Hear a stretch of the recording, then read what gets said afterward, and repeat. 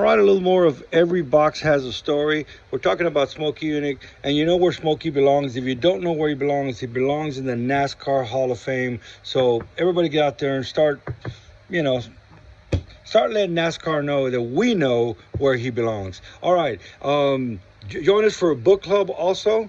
If you want to know about his inventions and the stuff he did, Good Friday, not today, but a week from now, we're going to be doing book club again. We do it once a month. So join us for book club. But let's get to it.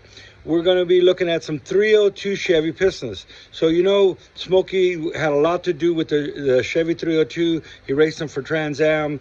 It had a lot to do with them. I even have a set of honing stones of early in the day of honing. It was Christmas Eve. I'll have to pull them out. He was honing, I believe, the first Chevy 302. But all that being said, 302 Chevys, a brand new set, and these were a pullout. So he would get a set, an engine from Chevrolet, and then he would do his things to it. So these were just taken out.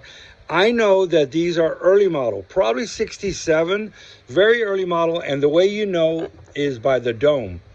The dome on the early 302s, which this would have been a small journal 2-bolt main 302, and then in 69 they went to a 4-bolt main, and they went to a large journal. Well, the chamber changed, so this looks like a power pack head. That's how you know this is the very early 302s. Also, this is early in the days, and they would use a forged piston. Looks like a TRW. They would do this stuff for Chevrolet back in the day. This has GM numbers on it, but it does say at the bottom TRW right there at the bottom.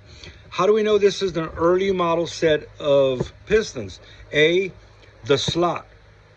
See that slot that goes across there? I shouldn't say A, B, and C, but there's a slot for the oil drain. Way down in there, you see that slot. That's the way that they used to do it at first, and then they started to drill here in the later model pistons, and all forged pistons after that have drill holes as opposed to the slot. It was a better way to do it. They are brand new, never been run set of pistons.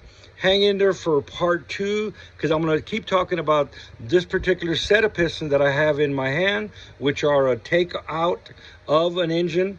And we'll get to the rings. I'm going to let you look at them for a little bit before we get to a part 2 of this one, and see if you see anything different. So these were just taken out of a brand new Chevy 302 piston.